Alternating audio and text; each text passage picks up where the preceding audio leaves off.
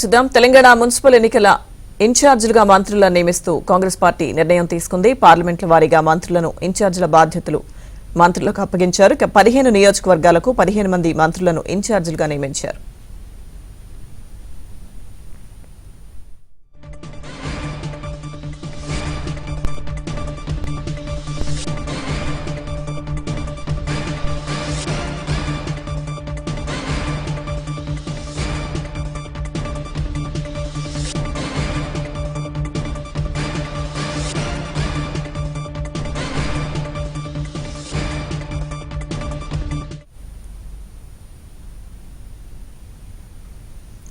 Telangana municipal ఎన్నికల ఇన్ఛార్జీలుగా మంత్రులను నియమిస్తూ కాంగ్రెస్ పార్టీ నిర్ణయం తీసుకుంది. పార్లమెంట్ల వారీగా మంత్రులకు ఇన్ఛార్జీల బాధ్యతలు అప్పగించారు. ఇదే అంశానికి సంబంధించిన పూర్తి సమాచారం మా ప్రతినిధి సిద్ధార్థ్ లైవ్ లో అందిస్తారు. సిద్ధార్థ్, మున్సిపల్ ఎన్నికలను కాంగ్రెస్ పార్టీ అత్యంత ప్రతిష్టాత్మకంగా తీసుకుంది. నిన్న జరిగినటువంటి కేబినెట్ సమావేశంలో కూడా దీనికి సంబంధించినటువంటి చర్చ వచ్చింది. ఇక మున్సిపల్ ఎన్నికల్లో కాంగ్రెస్ పార్టీ ఈజీగా గెలవగలదు, కానీ ఎక్కడ నిర్లక్ష్యం చేయవద్దు. ముఖ్యంగా తాను అంటే సీఎం రేవంత్ రెడ్డి ఈ రోజు నుంచి దావోస్ పర్యటనకు వెళ్తారు. ఫిబ్రవరి 1 వరకు వస్తారు. ఈ మధ్యలోనే ఎన్నికల నోటిఫికేషన్ వచ్చేటువంటి అవకాశం ఉంది. మంత్రులందరూ జాగ్రత్తగా పనిచేస్తే తాము అనుకున్నటువంటి టార్గెట్ని ఖచ్చితంగా రీచ్ అవుతామని సీఎం రేవంత్ రెడ్డి నిన్న మంత్రులకు దిశానిర్దేశం చేశారు.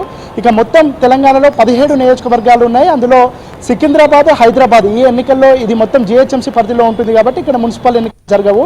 ఇక మిగతా 15 నియోజకవర్గాలకు ఒక్కొక్క నియోజకవర్గానికి ఒక్కొక్క మంత్రికి బాధ్యతలు అప్పజెప్పారు. మల్కజ్గిరి నియోజకవర్గానికి కొమ్మటిరెడ్డి వెంకటరెడ్డి, చెవెళ్లకు శ్రీధర్ బాబు, కరీంనగర్కు తుమ్మల నాగేశ్వరరావు, ఖమ్మంకు కొండా సురేఖ, మహబూబాబాద్కి పొన్నం ప్రభాకర్, మహబూబ్ నగర్కి దామోదర్ రాజనరసింహ, జహీరాబాద్కి అజరుద్దీన్, మెదక్కి వివేక్ వెంకటస్వామి, నాగర్ కర్నూలుకి బాకటి శ్రీహరి, నల్గొండకి అడ్లూరు లక్ష్మణ్, భువనగిరికి సీతక్క, నిజామాబాద్కి ఉత్తమ్ కుమార్ రెడ్డి, వరంగల్కి పొంగులేటి శ్రీనివాస్ రెడ్డి, పెద్దపల్లికి జూపల్లి కృష్ణారావు, ఇక ఆదిలాబాద్ నియోజకవర్గానికి ప్రభుత్వ సలహాదారుగా ఉన్నటువంటి సుదర్శన్ రెడ్డిని ఆయనకు బాధ్యత అప్పజెప్పారు. ఇక ఈ 15 నియోజకవర్గాల్లో రేపటి నుంచి సన్నాహక సదస్సులను నిర్వహించాలని సీఎం రేవంత్ రెడ్డి మంత్రులకు దిశానిర్దేశం చేశారు. ఇక ఎక్కడైతే పార్టీ వీక్గా ఉందో అక్కడ చేరికలను ప్రోత్సహించాలనే విషయాన్ని కూడా సీఎం రేవంత్ రెడ్డి వాళ్ళకు సూచించారు. ఇక మొత్తం నియోజకవర్గాల్లో మొత్తం 115 మున్సిపాలిటీలు ఉంటాయి. వీటిలో ఖచ్చితంగా 80కి పైగా తాము కైవసం చేసుకోవాలని రేవంత్ రెడ్డి ఒక టార్గెట్ పెట్టారు. ఇక మొన్న జరిగినటువంటి పంచాయతీ ఎన్నికల్లో కాంగ్రెస్ పార్టీకి ఇంటర్నల్ సమస్యలు ఉన్నాయి. ముఖ్యంగా రెబల్స్ వల్ల కాంగ్రెస్ పార్టీ తాము అనుకున్నటువంటి టార్గెట్ని రీచ్ కాలేకపోయింది. దాంతోపాటు రెబల్స్గా కొంతమంది నిలబడడం వల్ల అది బీఆర్ఎస్కి అడ్వాంటేజ్ అయింది. అట్లాంటి ఇబ్బందులు కలగకుండా చూసుకోవాలి. పార్టీ పరంగా రెబల్ నుంచి ఒక్క నామినేషన్ కూడా వేయకుండా ఉండాలని సీఎం రేవంత్ రెడ్డి మంత్రులకు దిశానిర్దేశం చేశారు. ఇక రేపటి నుంచి సన్నాహక సదస్సులను నిర్వహిస్తారు. పార్టీ వీక్గా ఉన్న దగ్గర చేరికలను ప్రోత్సహిస్తారు. పార్టీ మెరుగుపరచుకోవాల్సిన అంశాలు, దాంతోపాటు ఎవరికి టికెట్ నిర్ణయించాలి, ఎవరికి కేటాయించాలనే అంశానికి సంబంధించి మంత్రులందరూ రేపటి నుంచి హోంవర్క్ చేస్తారు. ఇక పార్టీ ఫిరాయింపులకు సంబంధించి అంటే ఫిరాయింపు ఎమ్మెల్యేలు 10 మంది కాంగ్రెస్ పార్టీలోకి వచ్చారు. అక్కడ 5 నియోజకవర్గాలకు సంబంధించినటువంటి నియోజకవర్గాల్లో 5 నియోజకవర్గాల్లో చాలా సమస్యాత్మక ప్రాంతం ఉంది.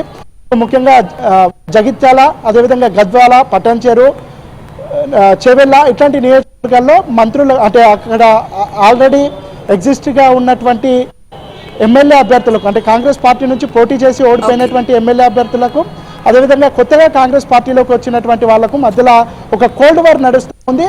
అక్కడ ఏ విధంగా ముందుకు వెళ్ళాలి అనే అంశానికి సంబంధించి సీఎం రేవంత్ రెడ్డి మంత్రులకు దిశానిర్దేశం చేసినట్టు తెలుస్తూ ఉంది. ముఖ్యంగా ఎమ్మెల్యేలు అదేవిధంగా కాంగ్రెస్ సీనియర్ నేతలకు మధ్యలో ఎవరికి టికెట్ ఇచ్చినా తమ ప్రత్యర్థులను ఖచ్చితంగా ఓడిపిస్తాము, తమ వారికి టికెట్ రాకపోతే ఖచ్చితంగా ఓడిపిస్తామనే ఉద్దేశంలో అక్కడ ఉన్నటువంటి నేతలు ఉన్నారు. వాళ్ళిద్దరిని సమన్వయపరిచి కాంగ్రెస్ పార్టీ మెజార్టీ స్థానాలు గెలుపొందే లక్ష్యంగా మంత్రులందరూ పనిచేయాలని సీఎం రేవంత్ రెడ్డి చెప్పారు. ఇక రేపటి నుంచి దానికి సంబంధించినటువంటి హోంవర్క్ మొదలవుతుంది. రేపటి నుంచి జిల్లా నియోజకవర్గాలకు వెళ్ళి మంత్రులు అక్కడ సమావేశాలు నిర్వహించుకుంటారు. అక్కడ ఉన్నటువంటి పరిస్థితులకు అనుగుణంగా పొత్తులకు సంబంధించి కానీ లేదంటే అభ్యర్థుల ఎంపికకు సంబంధించినటువంటి అంశాలు కానీ ఒక 3-4 రోజులలోనే తెలియ అవకాశం ఉంది.